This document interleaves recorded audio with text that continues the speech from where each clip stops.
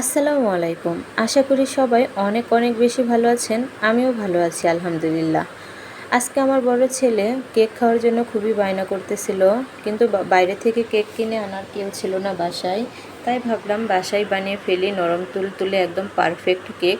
আমি কিন্তু এই কেকটা একটা ডিম দিয়েই তৈরি করেছি। আপনারা চাইলেও একটা ডিম দিয়ে খুব সহজে এই কেকটা বানিয়ে নিতে পারবেন। একদম নরম তুলতুলে, খুবই সুস্বাদু। আশা করি রেসিপিটা সবার অনেক অনেক বেশি ভালো লাগবে। তাহলে চলুন এই কেকটা আমি কিভাবে বানাচ্ছি। এখানে আমি একটা ডিম নিয়েছি, তারপর চায়ের কাপের হাফ কাপ চিনি, হাফ কাপ সয়াবিন তেল, 1 কাপ লিকুইড দুধ, 1 কাপ ময়দা আর বেকিং সোডা নিয়েছি হাফ চা চামচ।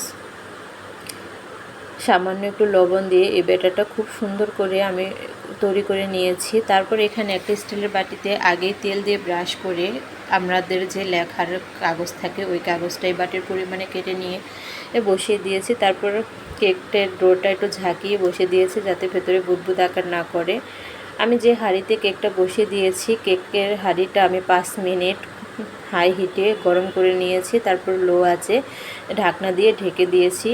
তারপর এই ঢাকনা দিয়ে ছিদ্রটাতে আমি একটা লবঙ্গ দিয়েছি যাতে ভিতরে হাওয়া না ঢোকে।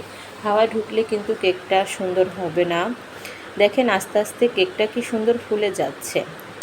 দেখেই বোঝা যাচ্ছে যে কেকের ডোটা অনেক সুন্দর হয়েছে। মাশাআল্লাহ, কেকটা দেখেন কি ফুলে গিয়েছে। এবার আমি একটা কাঁটা চামচের সাহায্যে কেকে ভেতর দিয়ে দেখব কেকটা হয়েছে কিনা। দেখেন একদম হয়ে গিয়েছে। আপনারা বুঝবেন যখন এই চামচের গায়ে কোনো কিছু লেগে না থাকবে তখনই বুঝবেন কেকটা হয়ে গিয়েছে। এবার একটা ছুরি দিয়ে আমি চারপাশে আলগা করে নিচ্ছি। তারপরে একটা প্লেটে আমি সুন্দর করে কেকটা, মাশাআল্লাহ দেখেন কেকটা কত সুন্দর হয়েছে। তারপর এক্সট্রা যে কাগজ দিয়েছিলাম সেই কাগজটা কেকের গায়ে থেকে ছাড়িয়ে নিচ্ছি। কেকটা কিন্তু একদম সফট হয়েছে, আপনাদের দেখিয়ে দিচ্ছি কতটা সফট হয়েছে। মাশাআল্লাহ একদম নরম তুলতুলে হয়েছে। কেকটা কিন্তু অনেক অনেক বেশি মজার ছিল। আমার ছেলেরা তো খুবই পছন্দ করেছে। আপনারা চাইলে খুব অল্প সময়ে একটা ডিম দিয়ে এই সুন্দর নরম তুলতুলে কেকটা বানিয়ে ফেলতে পারবেন। আশা করি এই রেসিপিটা আপনাদের সবার অনেক অনেক বেশি ভালো লেগেছে। তারপর একটা ছুরি দিয়ে আমি ছোট ছোট পিস করে কেটে নিচ্ছি কেকটা।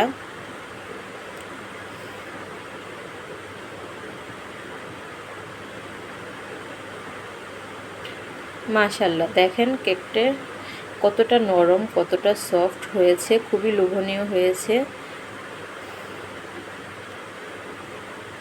আজকের রেসিপিটা যদি আপনাদের সবার ভালো লেগে থাকে অবশ্যই লাইক, কমেন্ট, শেয়ার করবেন। যারা ফেসবুক পেজ থেকে দেখছেন তারা অবশ্যই পেজটি ফলো দিয়ে দিবেন। আর যারা ইউটিউব চ্যানেল থেকে দেখছেন তারা অবশ্যই সাবস্ক্রাইব করবেন। আজকের মতো এখানেই, সবাই যার যার পরিবার নিয়ে ভালো থাকবেন।